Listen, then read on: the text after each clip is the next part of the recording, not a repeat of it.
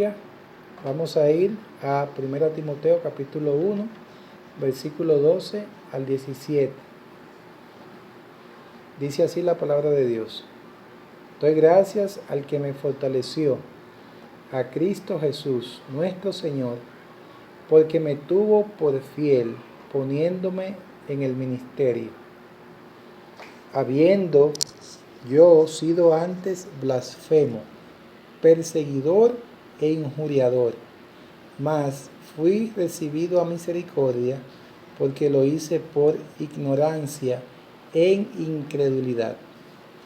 Pero la gracia de nuestro Señor fue más abundante con la fe y el amor que es en Cristo Jesús. Palabra fiel y digna de ser recibida por todos, que Cristo Jesús vino al mundo para salvar a los pecadores, de los cuales yo soy el primero.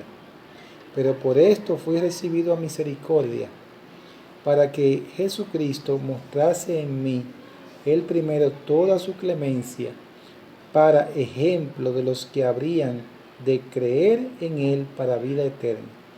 Por tanto, al Rey de los siglos, inmortal, invisible, al único y sabio Dios, sea honor y gloria por los siglos de los siglos. Amén. Vamos a orar.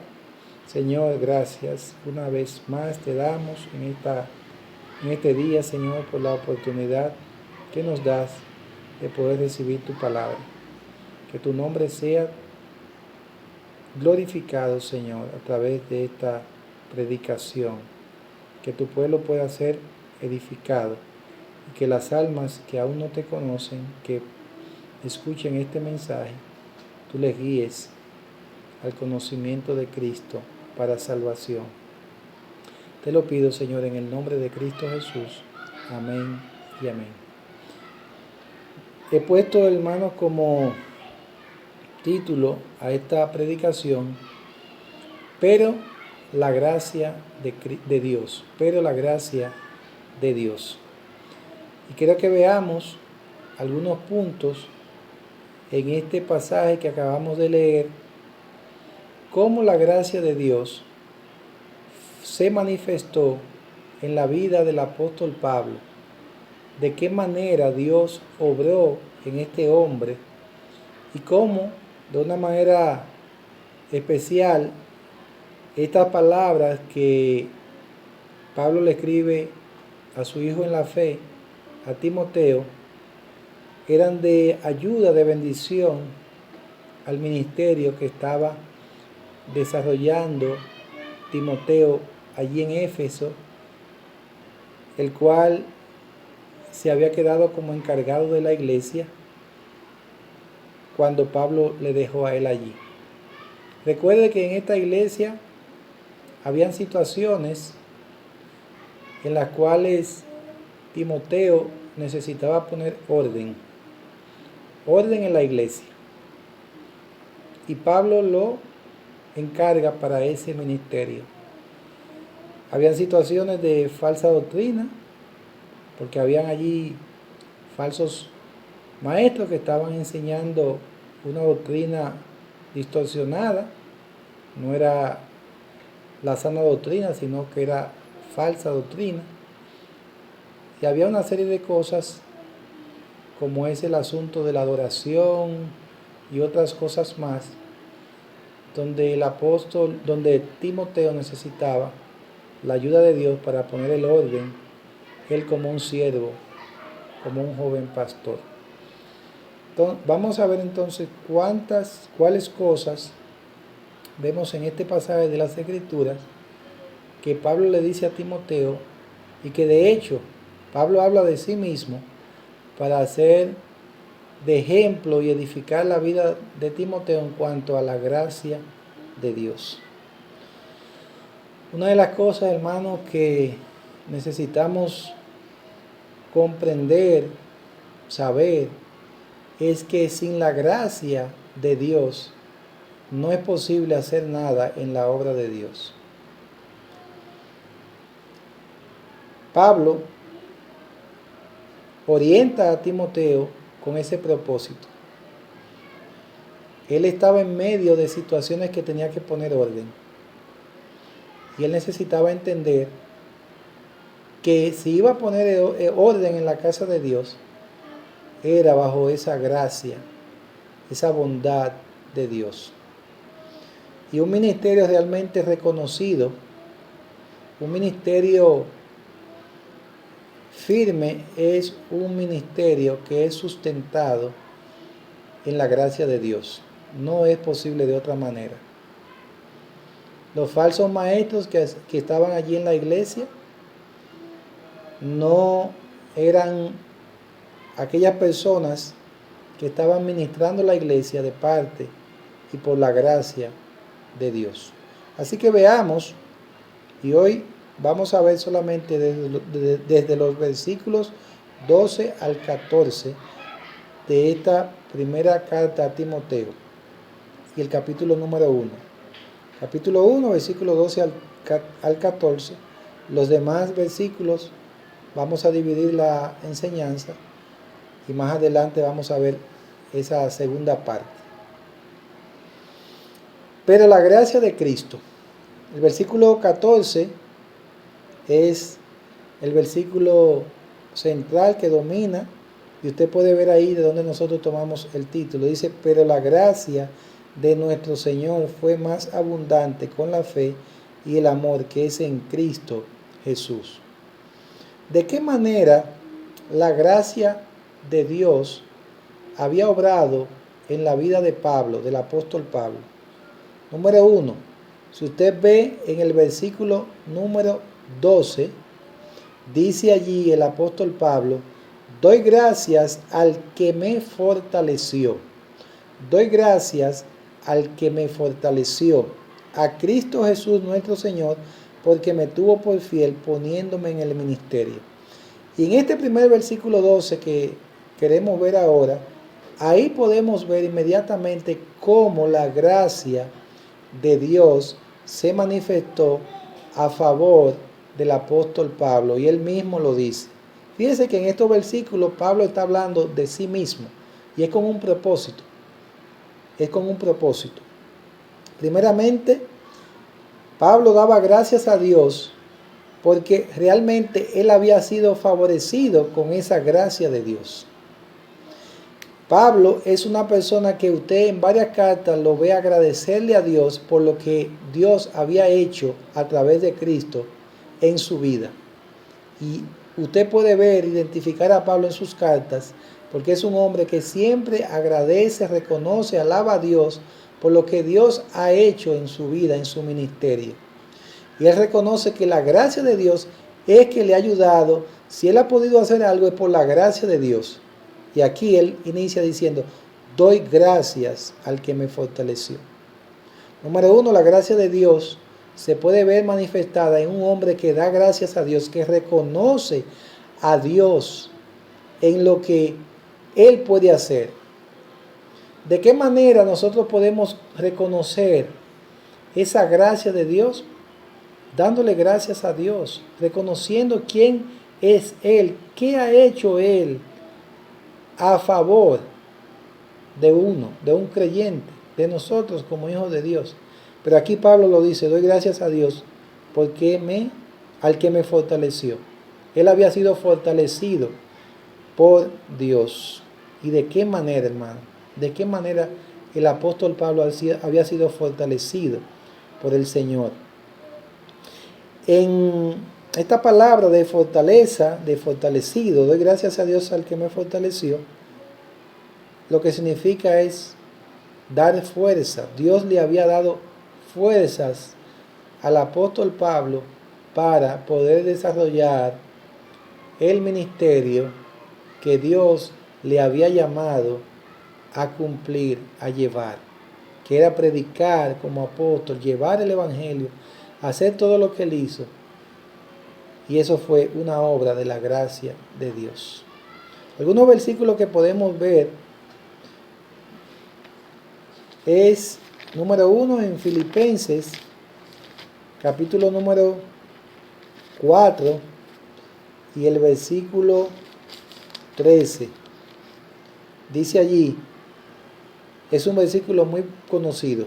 Todo lo puedo en Cristo que me fortalece. Pablo aquí en este versículo vemos lo que dice, reconoce la fortaleza que Cristo le había dado en medio de las dificultades que él enfrentaba. En Efesios capítulo número 6, versículo 10, Efesios 6, 10, usted puede ver allí también, mire lo que dice la palabra de Dios. Por lo demás, hermanos míos, fortaleceos en el Señor y en el poder de su fuerza. Aquí Pablo en esta carta está alentando a los creyentes de Éfeso a que se fortalecieran en el Señor. Toda fortaleza espiritual, hermano, viene de nuestro Señor. Y él reconoce cómo había sido fortalecido por la mano de Dios, por la presencia de Cristo en su vida. En 2 Timoteo, capítulo número 4, si vamos allí también, 2 Timoteo, capítulo número 4, versículo 17, dice la palabra de Dios, pues el Señor estuvo a mi lado y me dio fuerzas para que por mí fuese cumplida la predicación y que todos los gentiles oyesen. Así fui librado de la boca del león. Pablo aquí en todos estos versículos reconoce que la fortaleza viene de Dios. ¿Quién es que da las fuerzas? ¿Quién es que da el poder para uno poder seguir adelante, hacer lo que Dios quiere? Él. Es el Señor. Así que si podemos tener las fuerzas, si Pablo podía tener las fuerzas y si Timoteo iba a tener las fuerzas para desarrollar el ministerio en medio de una iglesia que había que poner orden, en medio de falsos maestros, de lo que había de líderes que necesitaban ser instruidos, ser encaminados en la verdad de Dios, él iba a necesitar obligatoriamente la fortaleza de Dios, las fuerzas. Mi hermano, ninguno de nosotros podemos hacer nada como creyentes, ningún trabajo espiritual, ningún creyente puede hacer nada por ni para el Señor si no es en sus fuerzas. Y Pablo reconoce en esta carta a Timoteo y le dice, doy gracias al que me fortaleció, doy gracias a aquel que me ha dado las fuerzas. Y Timoteo tenía que tomar esto en serio. Al igual que Pablo. Pablo había visto cómo Dios le había ayudado, cómo le había sostenido, cómo le había guiado. Y él reconoce sus debilidades. Y si había llegado donde había llegado, era por las fuerzas del Señor. Al igual que Pablo, al igual que Timoteo, hermano, nosotros vamos a necesitar las fuerzas que solamente vienen de Dios. Nosotros tenemos por delante cosas que Dios quiere que nosotros hagamos. Pero Él quiere que las desarrollemos en sus fuerzas, no en las nuestras. No en las nuestras. No es el plan de Dios de que usted y yo como creyentes vivamos dependiendo de lo que nosotros podemos hacer por nosotros mismos. Porque no tenemos fuerza para eso. No tenemos el poder. El único que tiene todo el poder y que lo pone a disposición de nosotros es nuestro amado Padre Celestial por medio de Cristo Jesús. Hay un versículo que quiero compartir con ustedes, o no solamente uno, sino varios, que se encuentra en Isaías, en el capítulo número 40. Vaya conmigo allí. Isaías, capítulo número 40. Y vamos a ir al versículo 26, para que veamos parte de lo que aquí se está hablando, de lo que escribe Isaías. En el versículo 26 en adelante, dice así lo siguiente: levantad en alto vuestros ojos y mirad, ¿quién creó estas cosas? Él saca y cuenta su ejército, a todas llama por sus nombres, ninguna faltará. Tal es la grandeza de su fuerza y el poder de su dominio. ¿Por qué dices, oh Jacob, y hablas tú, Israel? Mi camino está escondido de Jehová, y de mi Dios pasó mi juicio. ¿Mi juicio? ¿No has sabido? ¿No has oído que el Dios eterno es Jehová, el cual creó los confines de la tierra? No desfallece, ni se fatiga con cansancio, y su entendimiento no hay quien lo alcance. Él da esfuerzo al cansado y multiplica las fuerzas al que no tiene ningunas. Los muchachos se fatigan y se cansan, los jóvenes flaquean y caen, pero los que esperan a Jehová tendrán nuevas fuerzas, levantarán alas como las águilas, correrán y no se cansarán, caminarán y no se fatigarán. Tremendo esta porción de las Escrituras que se encuentra en Isaías. Tremendo, hermano, todo este capítulo 40 de Isaías, donde habla de ese Dios único, incomparable, que no se puede comparar con ningún otro Dios, porque todos los demás dioses son ídolos, pero Él es un Dios real, vivo, que tiene todo poder, y Él nos da las fuerzas, hermano, para que nosotros podamos vencer cualquier situación, vencer las adversidades. Hermano, si el apóstol Pablo pudo vencer varias circunstancias difíciles, fue por el poder, las fuerzas que Dios le dio. Esas fuerzas vienen de Dios.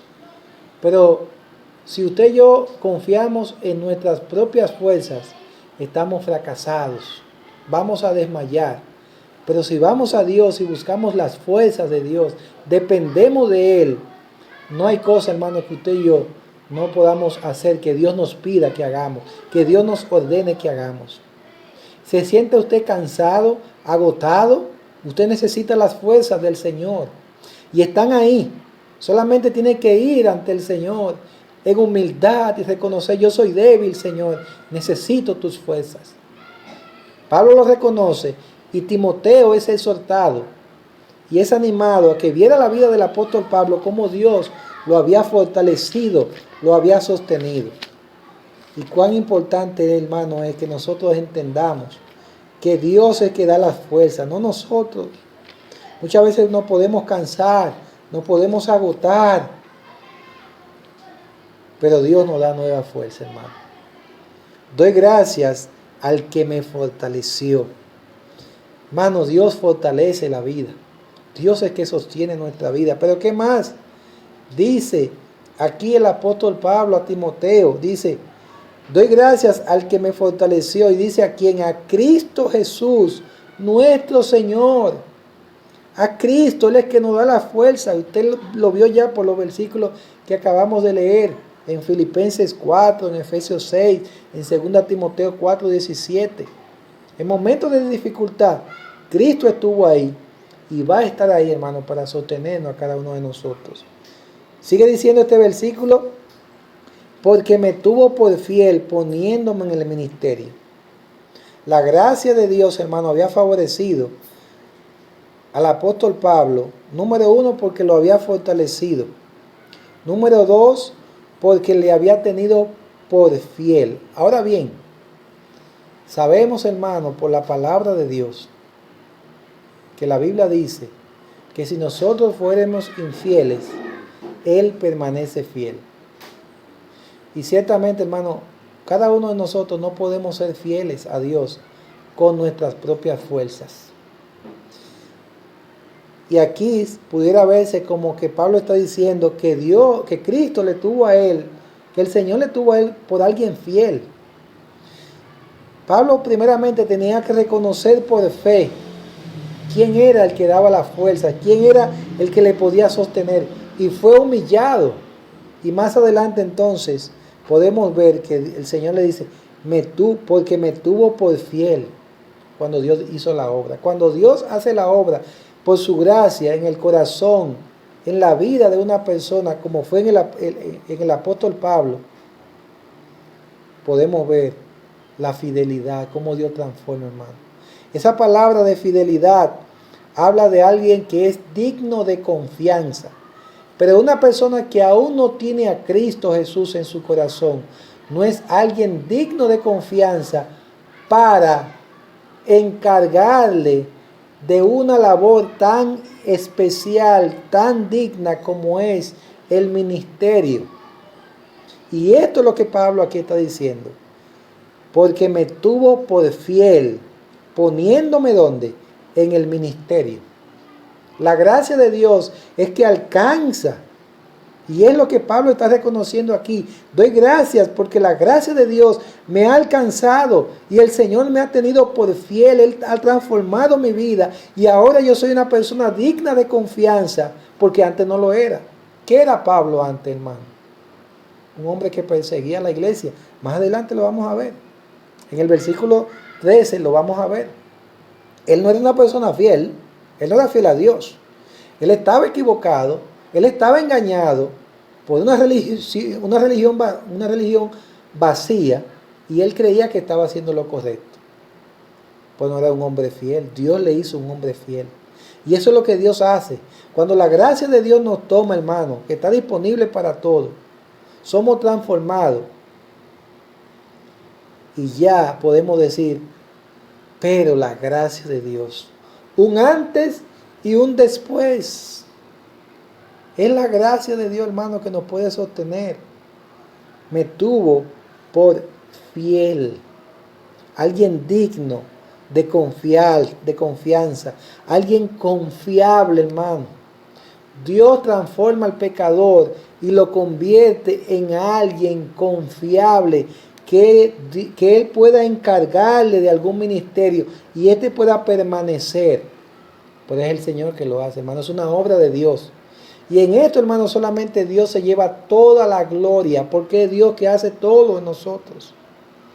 Nosotros somos sencillamente beneficiarios de esa bondad inmerecida, porque esa es la gracia de Dios. Gracia lo que significa es bondad inmerecida, la bondad, el favor de Dios hacia nosotros que no merecemos nada, que lo que merecemos es pagar por nuestros pecados, ir al infierno. Pero la gracia de Dios nos alcanzó igual. Nos alcanzó. ¿Y qué hizo? El Señor le puso en el ministerio.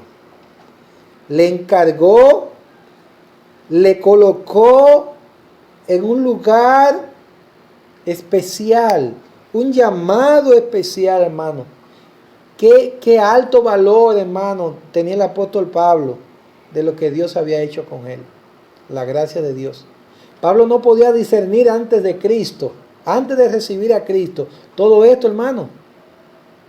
Él no podía discernir, él no podía digerir, no podía entender. Pero ahora que estaba en Cristo, que la gracia de Dios lo había alcanzado, dice, doy gracias. ¿Por qué? Porque el Señor me fortaleció, me tuvo por fiel, transformó mi vida y me puso en el ministerio, me puso ahora a servir. No a servirme a mí mismo, me puso a servir a otros, me puso a ayudar a otros, a guiar a otros a los pies de Cristo a través del Evangelio de Jesucristo. Y eso es glorioso, mi hermano. Eso lo hace Dios por su divina gracia. ¿Qué más, hermano, podemos ver en esta carta?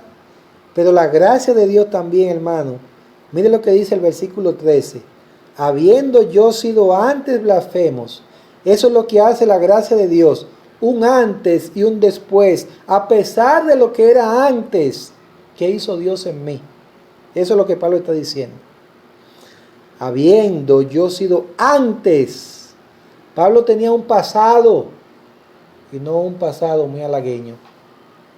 No un pasado que de seguro el apóstol Pablo se alegraba. Pero cuando veía lo que Dios había hecho a través de Cristo, él se gozaba.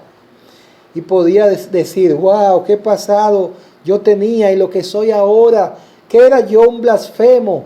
Yo era alguien que difamaba, que calumniaba, que maldecía el nombre de Dios. Lo hacía por ignorancia, no sabía. Y no directamente quizás lo hacía al Dios de los cielos, sino que lo hacía a Cristo. Porque él perseguía a los cristianos sin darse cuenta, era el mismo Dios. Porque Cristo es el Señor, Cristo es el Dios encarnado. Habiendo yo sido antes blasfemo, alguien que difamaba y calumniaba el nombre de Cristo, que perseguía, perseguidor e injuriador, perseguía al pueblo de Dios, hermano. Vamos a ver algunos versículos en el libro de los Hechos. Y era un injuriador. Esa palabra injuriador habla de alguien que insultaba y que maltrataba a la iglesia en aquella época. Veamos algunos versículos, usted y yo. Vamos a ir al libro de los Hechos, el capítulo número 3. Hechos 8, 3. Hechos, capítulo número 8. Y el versículo 3. Dice así: y Saulo asolaba la iglesia, y entrando casa por casa, arrastraba a hombres y a mujeres, y los entregaba en la cárcel. Esto hacía Pablo. ¿Qué más? En el capítulo 9, versículo 4 al 5, dice: y cayendo en tierra, hablando aquí de lo que Dios hizo en él, y cayendo en tierra oyó una voz que le decía: Saulo, Saulo, ¿por qué me persigues?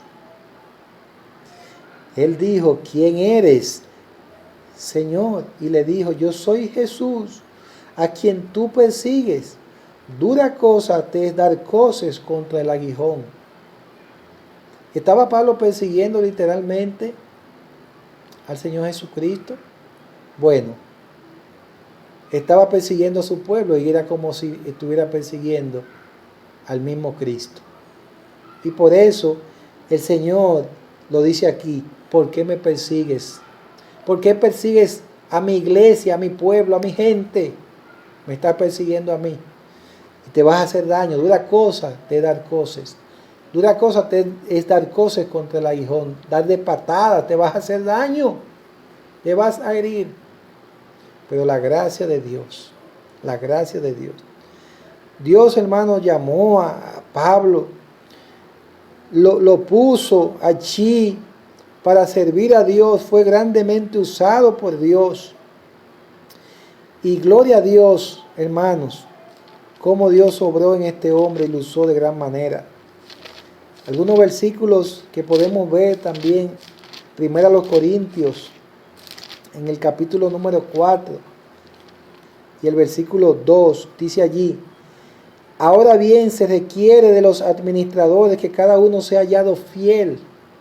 Hablando, hermano, de esa fidelidad con que Dios había llamado a Pablo a servir, un hombre que ahora era fiel. 4 también, versículo 17.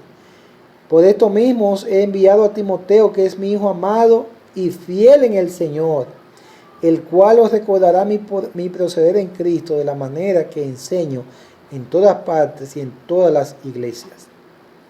Era un hombre que había sido fortalecido, había sido un hombre ahora que era un hombre fiel, y era un hombre que tenía una historia pasada, pero que la gracia de Dios le había alcanzado, a pesar de que había perseguido al Señor, había perseguido a la iglesia. El Señor le rescató, y eso fue obra de la gracia de Dios. La gracia del Señor, hermano. Si usted y yo estamos ahora en los caminos de Dios, créame que no fue por lo bueno que el Señor vio en nosotros. No, Él vio maldad en nosotros, Él vio iniquidad, Él vio lo que vio en Pablo: iniquidad, pecado, persecución contra el pueblo de Dios. Pero la gracia de Dios, hermano, fue más abundante, más abundante. Allí lo dice, versículo 14, pero la gracia de nuestro Señor fue más abundante con la fe y el amor que es en Cristo Jesús. Pablo tenía un currículum terrible. Aunque en el libro de Filipenses vemos que él dice y habla, yo era hebreo de hebreos en cuanto a la ley fariseo, pero al mismo tiempo era un hombre que creía que seguía la verdad, pero estaba lejos de Dios, y él reconoce quién era. ¿Quién era, mis hermanos? La gracia de Dios, hermano, te ha alcanzado a ti también, para que tú ahora sirvas al Señor y le des gloria a Dios. Él ha tenido misericordia de ti. Él puede tenerla también de otros. Pablo habla a Timoteo de esa gracia.